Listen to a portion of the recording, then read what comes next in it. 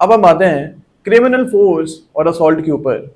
Section number 1 to 6 हम start करेंगे, जो कि हमें बताता है कि आप फोर्स कब अप्लाई करते हो, यानी कब हम कह सकते हैं कि एक ऑब्जेक्ट के ऊपर फोर्स अप्लाई हुई हुई है। फॉर एग्जाम्पल इसमें लिखा हुआ है कि जब आप एक ऑब्जेक्ट की मोशन में चेंज लेके आओ।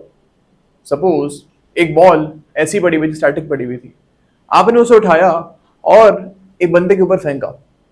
या हम बोल सकते हैं कि आपने इस बॉल की फोर्स में चेंज पैदा की है।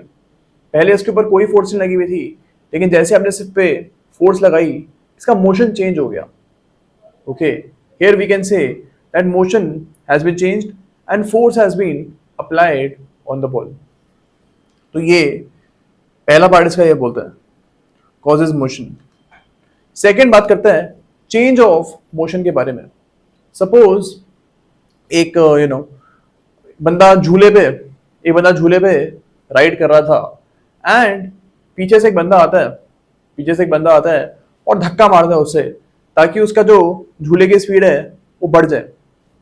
ओके, यहाँ पे वो बंदा ऑलरेडी मोशन में था, झूला भी मोशन में था, लेकिन एक बंदा पीछे से आया और उसने उस मोशन को चेंज कर दिया, उसकी स्पीड को चेंज कर दिया।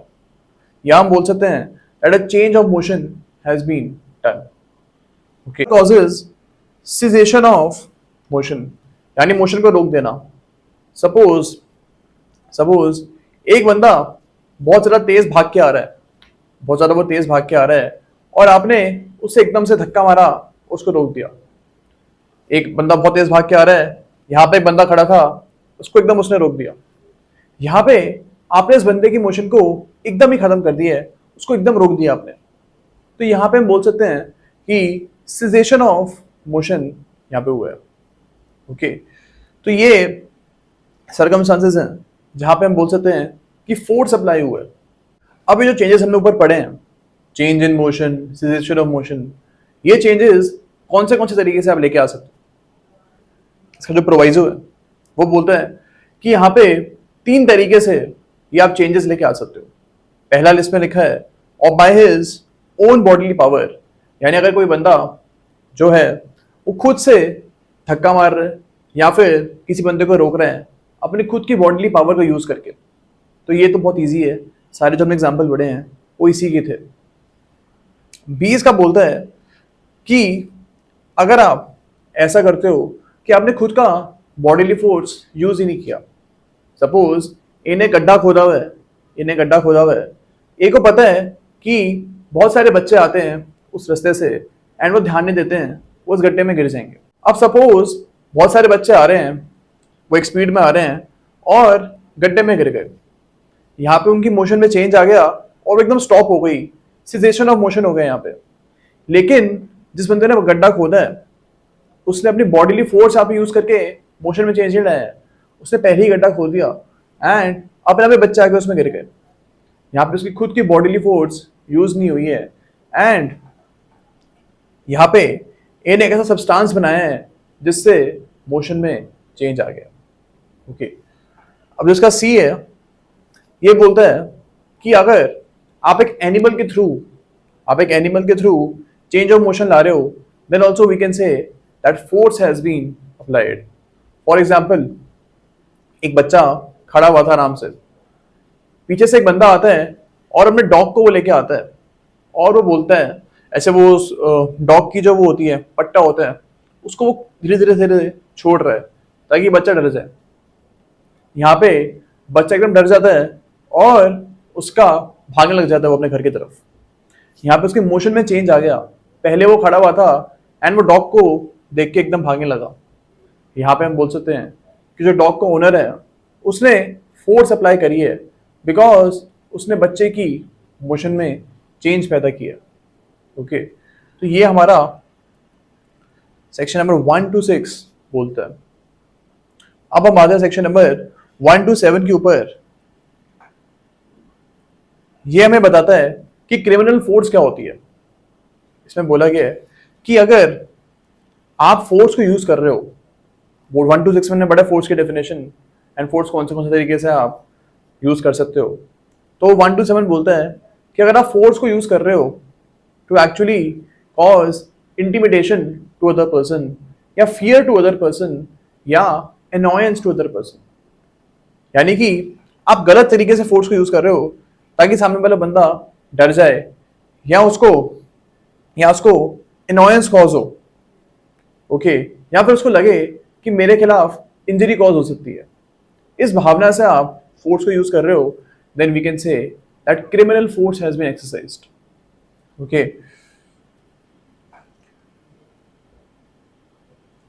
तो ये चीज हमको यहाँ पे याद रखनी है।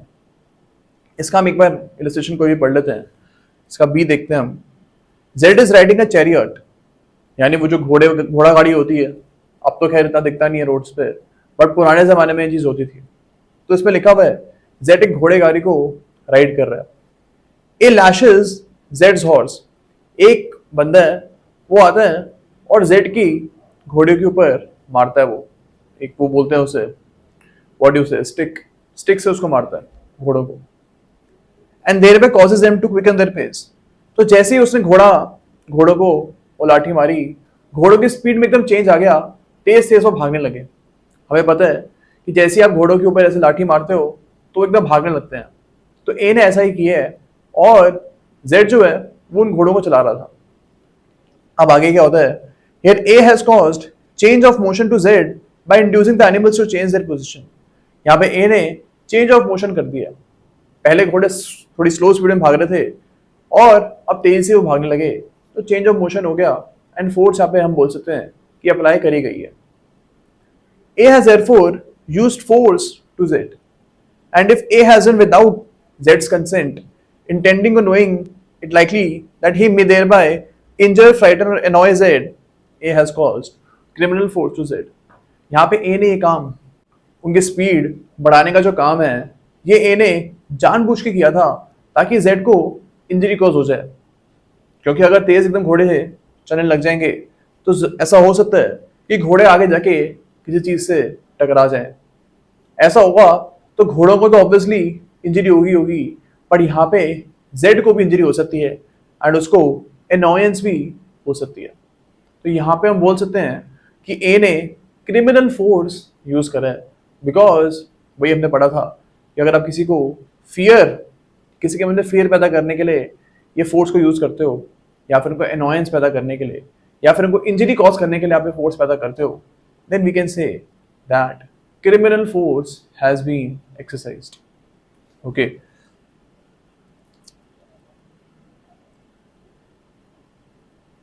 तो आपको बस ये थोड़ा सा डिफरेंस इसमें याद रखना है। क्वेश्चन इसमें यही पूछे जाते हैं कि फोर्स और क्रिमिनल फोर्स में एक्चुअली डिफरेंस क्या है। आपको बस पता होना चाहिए कि फोर्स में जरूरी नहीं है कि गलत इंटेंशन हमेशा हो। अगर आप किसी की मोशन में चेंज लेके आ रहे हो, देन वी कैन नॉट से एवरी टाइम कि यहाँ पे गलत इंटेंशन थी। लेकिन अगर आप क्रिमिनल फोर्स यूज कर रहे हो तो हमेशा आपकी जो इंटेंशन है वो हम यही मानेंगे कि गलत थी। ओके, अब हम आते सेक्शन नंबर 128 के ऊपर। ये बात करता है असॉल्ट के बारे में। अब असॉल्ट में जरूरी नहीं है कि सामने वाले बंदे को आपने कोई इंजरी कॉज करी है। इट्स नॉट नेसेसरी कि through assault you are causing injury to the other person. यहाँ पे आप अपने जेस्चर्स के थ्रू आप यहाँ पे सामने वाले बंदे के मन में एक डर पैदा कर रहे हो। ओके, यहाँ पे हम देख रहे हैं कि सिर्फ जेस्चर्स यूज हो रहे हैं। ओके, ऐसा फोर्स आपने उसके ऊपर, सामने वाले बंदे की बॉडी के ऊपर आपने फोर्स नहीं यूज किया अभी। फॉर एग्जाम्पल, एक बंदा है वो अपने डॉग को लेके आ रहा है एंड वो सामने बी खड़ा है, उसको डराने के लिए डॉग की जो पट्टा है उसको धीरे धीरे छोड़ रहा है वो। यहाँ पे अभी कोई क्रिमिनल फोर्स एक्सरसाइज नहीं करी गई है, ए भी वहीं पे खड़ा हुआ है बस। इन दिस केस हम बोल सकते हैं कि ए ने बी के ऊपर एक असॉल्ट पैदा की है अपने जेस्चर्स के थ्रू। इसको एक बार हम देखते हैं। Whoever makes any gesture or any preparation intending or knowing it to be likely that such gesture or preparation will cause any person present to apprehend that he who makes that gesture or preparation is about to use criminal force। तो यहाँ पे B को लग सकता है कि a criminal force उसके ऊपर अनलीश कर सकता है। अभी करा नहीं है बट कर सकता है, क्योंकि अगर उसने उस डॉग को छोड़ दिया तो वो उसके पीछे भागेगा, बी के पीछे वो भागेगा और उसको वो काट भी सकता है एंड इंजरी भी कॉज कर सकता है। तो यहाँ पे क्रिमिनल फोर्स होने की पॉसिबिलिटी है, बट ऑब्वियसली अभी वो कॉज नहीं हुआ है। तो यहाँ पे हम बोल सकते हैं that assault is a stage just before the use of criminal force, because assault के थ्रू आप जस्ट मन में एक डर पैदा कर रहे हो, ओके और ये आप कर रहे हो अपने जेस्चर्स के थ्रू। तो ये चीज हमको यहाँ पे याद रखनी है बस। अब इसकी जो एक्सप्लेनेशन है ये इंपॉर्टेंट है, एग्जाम में ये चीज पूछ लेते हैं। इसमें बोला गया है कि mere words do not actually amount to assault. Suppose A B का दोस्त है और ए बी को बोलता है कि मैं तेरे को बहुत मारूंगा, ऐसी दोस्ती में उसने बोल दिया। यहाँ पे हम ये नहीं बोल सकते हैं कि ए ने बी को असॉल्ट किया, बिकॉज ए की अभी कोई इंटेंशन थी नहीं उसको मारने की, ऐसे दोस्ती में उसने बोल दिया। तो ये नहीं बोल सकते हम कि ए ने बी के खिलाफ असॉल्ट किया। यहाँ पे यही है चीज हमको समझनी है, that mere words do not amount to assault. Assault तभी होगा जब उन वर्ड्स के साथ कोई जेस्चर हो जिससे इंडिकेशन मिले कि हाँ ये बंदा मेरे खिलाफ क्रिमिनल फोर्स यूज कर सकता है। सपोज ए एक बंदा है एंड वो बी का टीचर है, एंड वो ऐसे थप्पड़ का या फिर वो स्टिक होती है टीचर्स के पास, वो यूज करके बोलता है कि अगर अभी तूने अपना काम खत्म नहीं किया तो इसे स्टिक से मैं मारूंगा। यहाँ पे जो वर्ड्स हैं टीचर के, उसके साथ वो एक जेस्चर भी कर रहा है, जो स्टिक को वो मारने का जेस्चर कर रहा है। तो यहाँ पे वर्ड और जेस्चर दोनों साथ में कंबाइन हो रहे हैं एंड यहाँ पे हम बोल सकते हैं कि असॉल्ट कमिट हुआ है। अभी टीचर ने मारा नहीं है, लेकिन यहाँ पे असॉल्ट यहाँ पे कमिट हो चुका है। तो यही डिफरेंस हमको समझना है कि mere words do not constitute assault, but अगर वर्ड्स के साथ जेस्चर मिल जाए तो हम बोल सकते हैं कि असॉल्ट कमिट हुआ है। ओके इसका हम इलस्ट्रेशंस देखते हैं।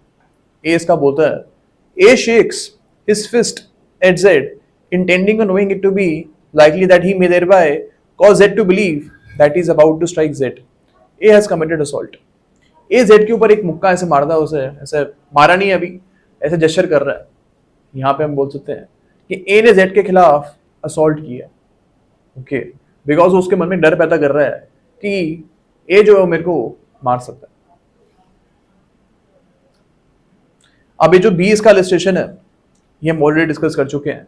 भाई डॉग वाला ये एग्जाम्पल यहाँ पे बोला गया। अब जो सी है इसका, ये भी हम ऑलरेडी डिस्कस कर चुके हैं। जब हम एक्सप्लेनेशन का एग्जाम्पल देख रहे थे वो यहाँ पे सेम लिखा हुआ है।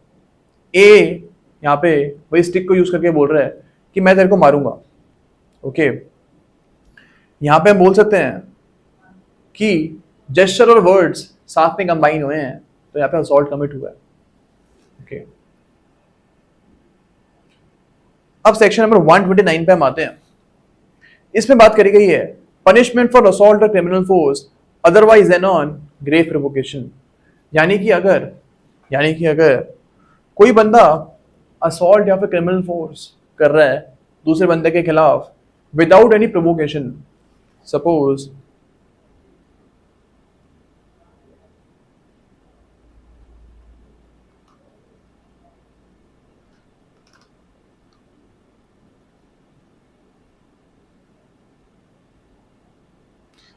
एक पर्सन है ये बी के खिलाफ क्रिमिनल फोर्स यूज करता है, बट बी ने उसको पहले कोई प्रोवोकेशन नहीं किया था, ऐसे ही बेमतलब में बी को ऐसे क्रिमिनल फोर्स उसके खिलाफ यूज कर रहा है।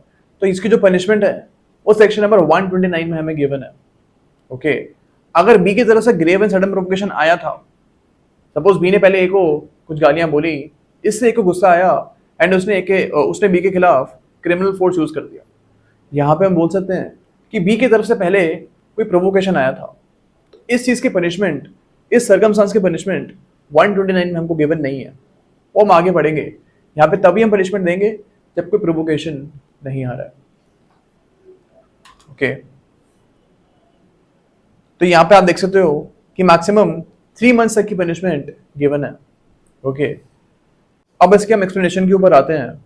इसमें बोला गया है कि ग्रेव एंड सडन प्रोवोकेशन जो है, ग्रेव एंड सडन प्रोवोकेशन अगर इन सर्कमस्टांस के अंडर आ रही है तो हम पनिशमेंट को कम नहीं करेंगे। सपोज एक पुलिस ऑफिसर है, ये बी को अरेस्ट करने के लिए जाता है। अब यहाँ पे बी जो है उसके खिलाफ क्रिमिनल फोर्स यूज करता है because A was causing grave and sudden provocation to B. अब यहाँ पे हम बी को कम पनिशमेंट नहीं देंगे बिकॉज पब्लिक सर्वेंट्स के खिलाफ अगर आप कोई भी क्रिमिनल फोर्स यूज करते हो तो आपकी पनिशमेंट किसी भी केस में कम नहीं होगी। ओके, ये हम ऑलरेडी डिस्कस कर चुके हैं जब हम मर्डर पढ़ रहे थे कि मर्डर कौन से सर्कमस्टांस में कल्पेबल होमिसाइड में कन्वर्ट नहीं होगा, तो हम ऑलरेडी तब डिस्कस कर चुके हैं। सेम चीज यहाँ पे भी कॉपी करी गई है। सेकेंड इसका बोलता है कि अगर कोई पर्सन अपना right to private defence exercise कर रहा है तो इसके खिलाफ आप जो है क्रिमिनल फोर्स या फिर असॉल्ट यूज नहीं कर सकते हो। ओके, यहाँ पे आपकी पनिशमेंट कम नहीं होगी एंड आपको मैक्सिमम 3 मंथ्स की ही पनिशमेंट मिलेगी। ओके, तो ये दो सर्कमस्टांसेस हैं जहाँ पे ग्रेव एंड सडन प्रोवोकेशन आ रहा है, ये हम मान रहे हैं, बट पनिशमेंट आपकी कम इन दो सर्कमस्टांस में नहीं होगी। ओके, अब इसमें एक और चीज लिखी हुई है कि ग्रेव एंड सडन प्रोवोकेशन जो है वो इनफ था या फिर नहीं था, ये क्वेश्चन ऑफ फैक्ट है। यानी सपोज ए ने बी को गुस्सा दिलाया एंड बी ने उसके ऊपर क्रिमिनल फोर्स यूज कर दिया। यहां पे ए ने जो गुस्सा दिलाया था बी को, वो इनफ था या फिर नहीं था कि बी उसके ऊपर क्रिमिनल फोर्स यूज कर दे, ये क्वेश्चन ऑफ फैक्ट है। सपोज ऐसी कोई बड़ी बात नहीं बोली थी ए ने बी को, एम उसको गुस्सा आ गया और उसने ए को मार दिया। यहां पे हम जो है बी को कोई बेनिफिट नहीं देंगे, 3 महीने की मैक्सिमम सजा ही उसको हम यहाँ पे दे सकते हैं। लेकिन अगर एक्चुअली में ए ने विदाउट एनी रीजन बी को गालियां दे दी और बी को गुस्सा आया एंड उसने उसको मार दिया, यहाँ पे हम बी को बेनिफिट देंगे एंड हम नीचे के सेक्शंस पे देखेंगे कि बी को यहाँ पे कम सजा मिल सकती है बिकॉज यहाँ पे ग्रेव एंड सडन प्रोवोकेशन हुआ है।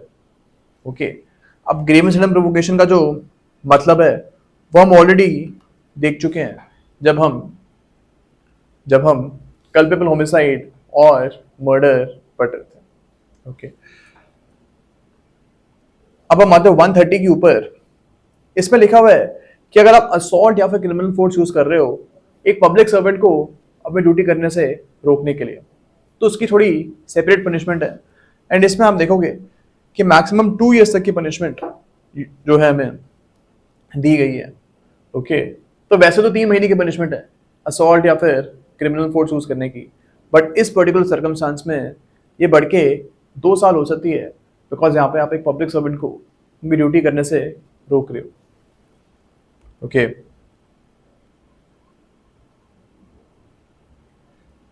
अब सेक्शन नंबर 131 पे हम आते हैं। इसमें लिखा हुआ है कि अगर असॉल्ट या फिर क्रिमिनल फोर्स यूज हो रहा है सामने वाले बंदे की बेइज्जती करने के लिए, उस केस में क्या होगा। सपोज ए बी को जानबूझ के एकदम बीच सड़क पे थप्पड़ मारता है।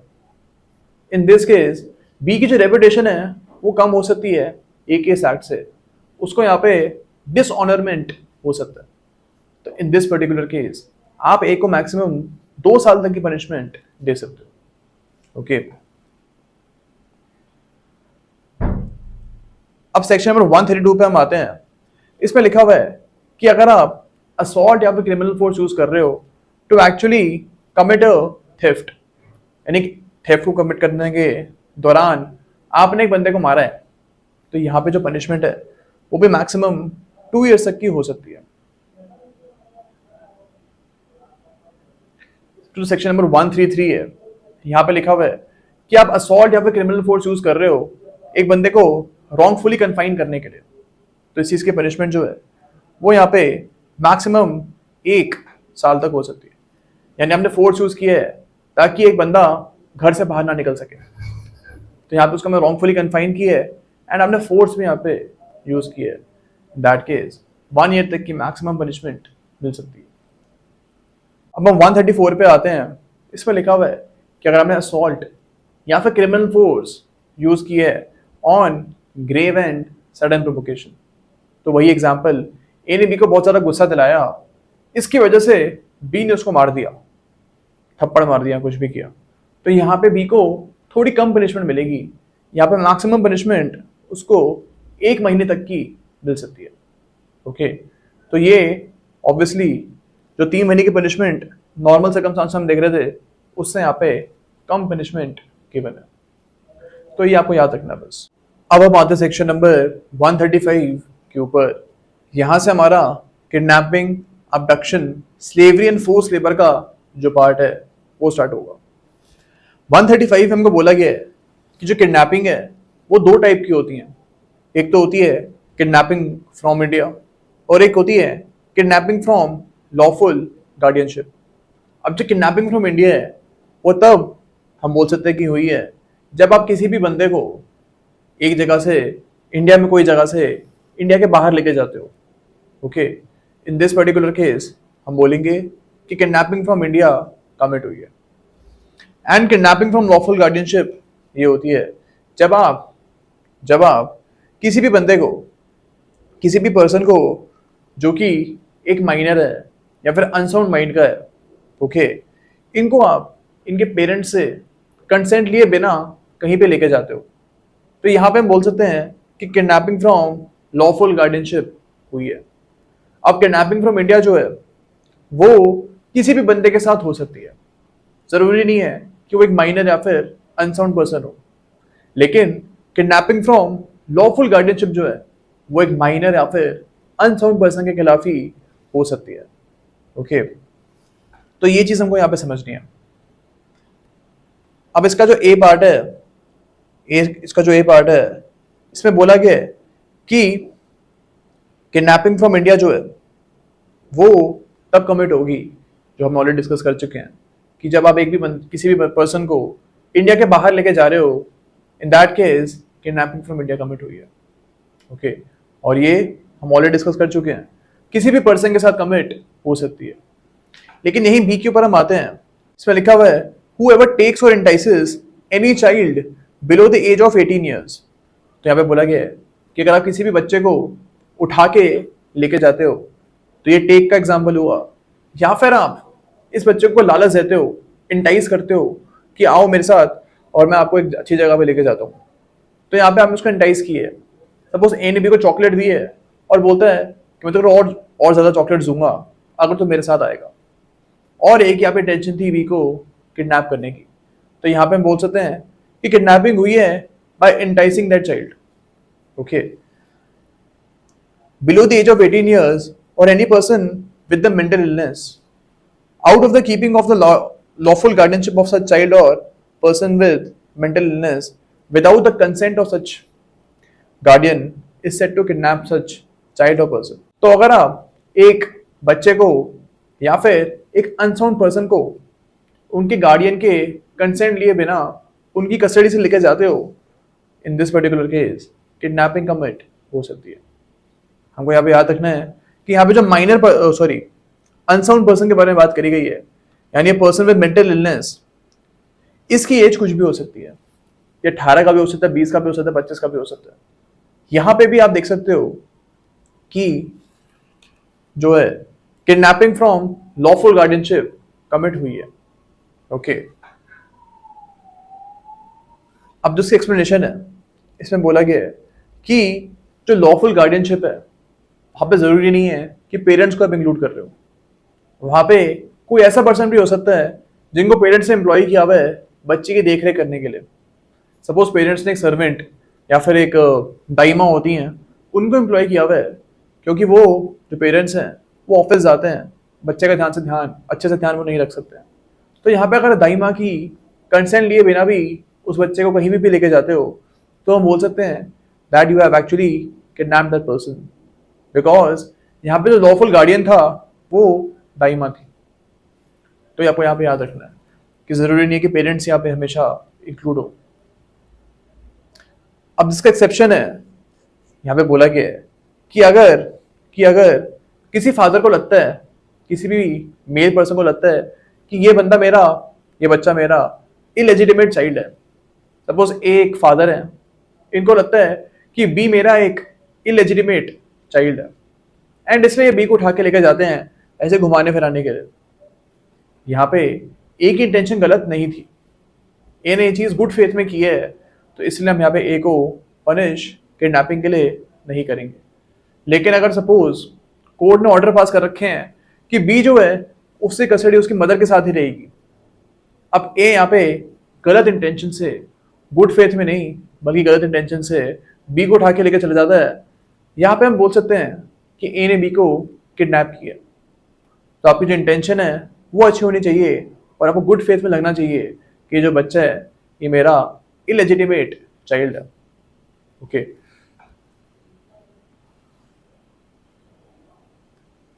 अब जिसका सेकेंड पार्ट है, यहाँ पे किडनैपिंग की पनिशमेंट दी हुई है। तो अगर आप किसी भी टाइप की किडनैपिंग करते हो, इंडिया से लेके जाते हो किसी बंदे को, या फिर उसके जो लॉफुल गार्डियंस हैं उनकी कस्टडी से आप लेके जाते हो, तो मैक्सिमम पनिशमेंट आपको 7 ईयर्स तक की मिल सकती है। ओके,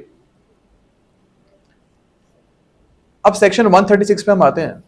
इसमें लिखा हुआ है कि एब्डक्शन क्या होता है। एब्डक्शन की यहाँ पे डेफिनेशन हमें गिवन है।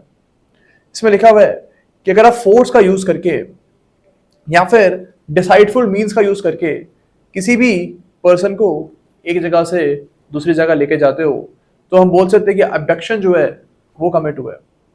सपोज ए बी को बहुत ज्यादा मार रहा है ताकि बी उसके साथ दिल्ली से कानपुर चले जाए, तो यहाँ पे हम बोल सकते हैं कि एबडक्शन कमिट हुआ है, बिकॉज ए बी को फिर उठा के लेके जाता है और अपनी वैन में बंद कर देता है और सारा उसके ऊपर टेप वेप लगा देता है उसके मुंह के ऊपर, तो यहाँ पे एबडक्शन कमिट हो रही है। ओके, और डिसाइडफुल मीन्स का एक एग्जांपल हो सकता है कि ए ने बी को बोला है कि तू मेरे साथ चल, मैं तेरे को जॉब दिलाऊंगा। ओके, एंड इसलिए उसको दिल्ली से कानपुर वो लेके जा रहा है। यहाँ पे उसने डिसाइडफुल मीन यूज किया है, झूठ बोला है बी को, एंड इस तरीके से वो उसको लेके जा रहा है। तो यहाँ पे भी हम बोल सकते हैं कि एबडक्शन कमिट हो रहा है। यहाँ पे एक कोई इंटेंशन नहीं थी उसको जॉब देने के लिए, वो उसको इसलिए कानपुर लेके जा रहा था ताकि वो उसके साथ वहां पे कुछ गलत काम करे, उसको परेशान करे। ओके, अब यहाँ पे एक और चीज में ध्यान रखनी है कि एबडक्शन जो है वो किसी भी पर्सन के खिलाफ कमिट हो सकती है। एक बच्चे के खिलाफ भी आप एबडक्शन कमिट कर सकते हो और एक बड़ा आदमी जो है उसके खिलाफ भी एबडक्शन कमिट हो सकती है। ओके, बिकॉज यहाँ पे आप देख रहे हो एनी पर्सन का यूज हुआ है। एनी पर्सन मतलब कोई भी बंदा, उसके खिलाफ एबडक्शन कर सकते हो। अब 137 पे हम आते हैं। इसमें लिखा हुआ है किडनैपिंग और maiming a child for purposes of begging. इसमें लिखा हुआ है कि अगर आप किसी बच्चे को किडनैप करते हो उससे भीख मंगवाने के लिए, सपोज ए बी को उसे घर से उठा के लेके चला जाता है ताकि वो बी के साथ ये काम कर सके, उससे वो बेगिंग करवा सके, यानी भीख मंगवा सके। यहाँ पे ए को आप जो है मिनिमम 10 ईयर्स तक की पनिशमेंट दोगे एंड मैक्सिमम यहाँ पे जो है इम्प्रिजनमेंट फॉर लाइफ की पनिशमेंट मिल सकती है। तो किसी भी हालत में यहाँ पे 10 साल से कम की पनिशमेंट आप नहीं दोगे। एंड यहाँ पे लिखा हुआ है कि जो पनिशमेंट है वो रिगरस होगी।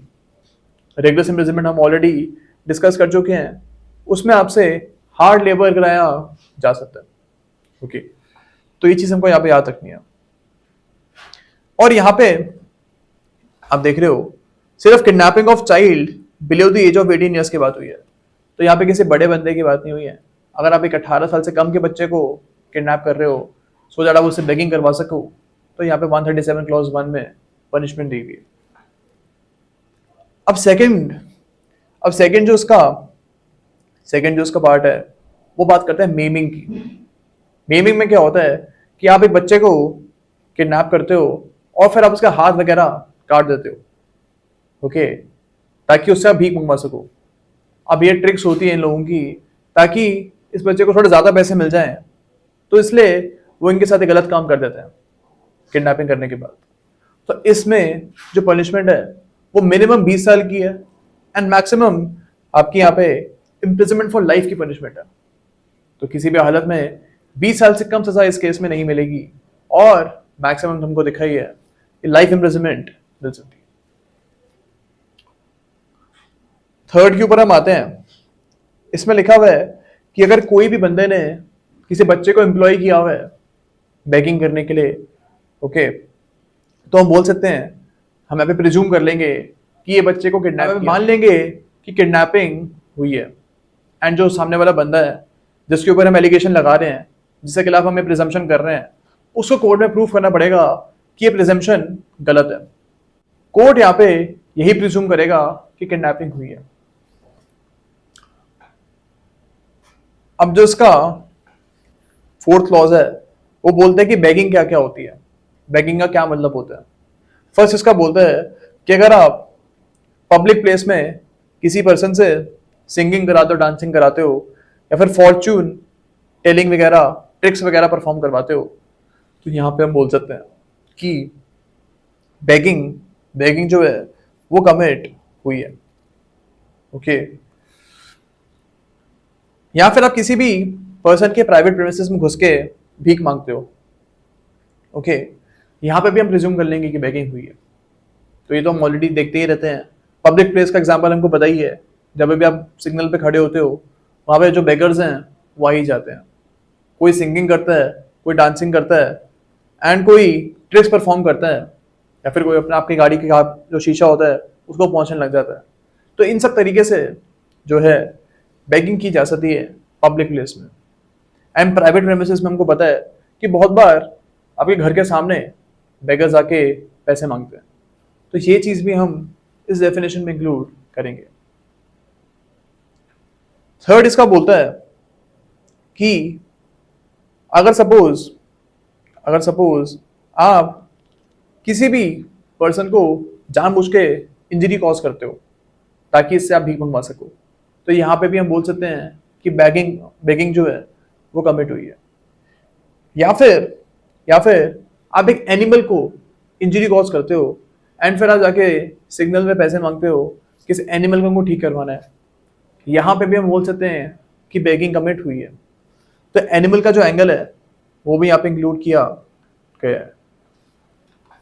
ओके, फोर्थ इसका बोलता है कि अगर आप किसी बच्चे को खड़ा कर देते हो एंड उसको दिखा के आप भीख मांगते हो, सपोज एक बड़ा आदमी है वो सिग्नल पे जाता है एक बच्चे को लेके और बच्चे को ऐसे दिखा के बोलता है कि इसके लिए आप भीख दे दो, यहाँ पे भी हम बोल सकते हैं कि बेगिंग कमिट हुई है। तो ये चीज हमको यहाँ पे याद रखनी है इस सेक्शन में। अब हम आते हैं 138 के ऊपर, ये बात करते हैं किडनैपिंग फॉर कमिटिंग मर्डर और आस्किंग फॉर रैंसम। सपोज एक पर्सन है,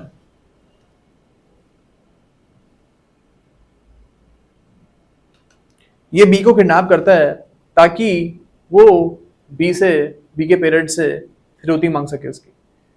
यहाँ पे एक ही इंटेंशन नहीं थी कि अगर बी के पेरेंट्स उसको पैसे नहीं देंगे तो वो बी को मर्डर कर देगा। यहाँ पे सेक्शन नंबर 138 में हम इसको लेके आ सकते हैं एंड यहाँ पे आप देख रहे हो कि इम्प्रिजनमेंट फॉर लाइफ की मैक्सिमम पनिशमेंट गिवन है। ओके,